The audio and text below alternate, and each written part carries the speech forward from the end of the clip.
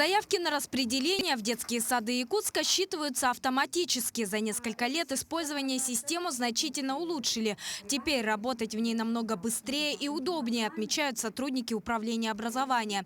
Так, до 1 сентября текущего года в детские сады будут распределены 5400 дошколят. Однако запросы намного превышают возможности.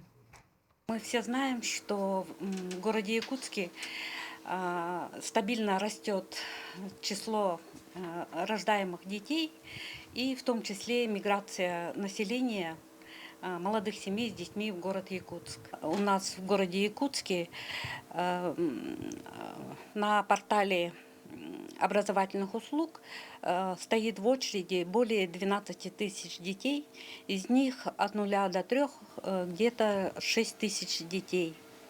Таким образом, в этом году в муниципальные сады устроится меньше половины детей, проживающих в городе. В свою очередь, управление образования предлагает альтернативу тем, кто не сможет попасть в дошкольное учреждение в сентябре.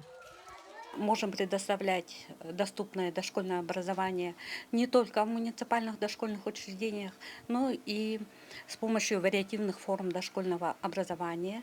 К ним относятся группы кратковременного пребывания и также места в частных дошкольных учреждениях лицензированных.